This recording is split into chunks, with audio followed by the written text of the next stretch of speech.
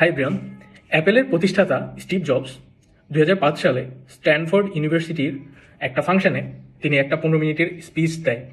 সেখানে তিনি বলেন, you can not connect the dot looking forward, you can only connect them looking backward. মানে আমাদের জীবনে আমরা যাই করি, অনেক কিছুর রিজন থাকে, অনেক কিছুর আবার রিজন থাকে না। সো আমরা হয়তো মনে করি যে এখন কেন হচ্ছে না, বা এটার ফলাফল আমি এখন কেন পাচ্ছি না। কিন্তু universe has a plan for everyone, Allah has a plan for everyone. So আসলে আমরা অনেক সময় অনেক কাজ করি যেগুলো মিনিংলেস মনে হয়, কিন্তু এক সময় বড় পার্সপেক্টিভ ভিউতে যেই কাজগুলোতে আমরা ব্যর্থ হচ্ছি, সেই কাজগুলোর কোনো না কোনো একটা উদ্দেশ্য আছে বা কোনো না কোনো একটা রিজন থাকে, সেটা সেই বড় উদ্দেশ্যের সাথে ম্যাচ করে। সো স্টিভ জবসের এই স্পিচটা আমি প্রত্যেক বছর একবার হলেও দেখি। প্রত্যেক বছরই নতুন কোনো পয়েন্ট অফ ভিউ পাই। সময়ের সাথে সাথে মানুষের ম্যাচুরিটি বিল্ড আপ হয়।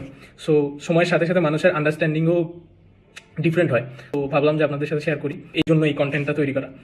আর আমি হাইলি সাজেস্ট করবো স্টিভ জবসের স্ট্যানফোর্ডের 2005-এর যেই স্পিচটা রয়েছে, সেটা আপনারা একবার হলেও দেখে আসেন। নতুন কিছু শিখে থাকলে এই চ্যানেলটার পাশে থাকতে পারেন।